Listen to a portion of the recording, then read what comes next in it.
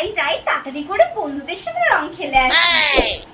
এই মনা, হায় ভগবান, দেখো দেখো মা, আমাকে কত সুন্দর লাগছে। আজকে এই সাদা জামাটা পরে আমি রং খেলবো। থাপ্পড় মেরে তোমার গাল লাল করে দেবো। তুমি এই সাদা জামাটা পরে রং খেলতে যাবে? ওই কাঁধের ছেঁড়া যে জামাটা আছে ওই জামাটা পরবি, আর ওই ফুটো প্যান্টটা পরে রং খেলতে যাবি। আর তাড়াতাড়ি রেডি হয়ে নে, ঠাকুরকে আগে রং দিবি, তারপরে বড় যারা যারা আছে তাদেরকে রং মাখাবি, তারপরে রং খেলতে যাবি। যাই না মা, এটা পরে না বলেছি তো, যেটা পড়তে বলেছি সেটা পরে রং খেলতে যাবি, নালে আজকে আর বাড়ি ঢুকতে দেবো না, যা।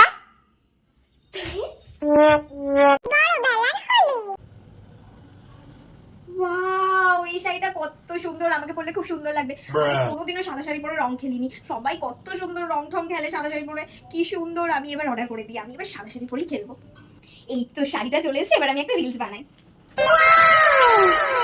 প্রথমে এই শাড়িটা দেবো, তারপরে এটা, তারপরে এটা। বাহ, আমাকে কি সুন্দর লাগছে। যাই এবার রিলসটা বানাই।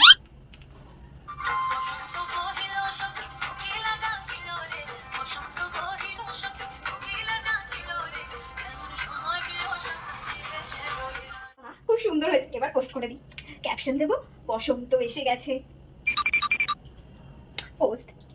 যাক বাবা, আমার রিলসটা কমপ্লিট হয়ে গেছে। আমি বাড়িতেই থাকবো বাবা, ভূত হতে কে যাবে? রং মেখে ভূত হওয়ার থেকে বাবা বাড়িতে বসে ফটো আপলোড করবো, কি মজা, আর লাইক পাবো।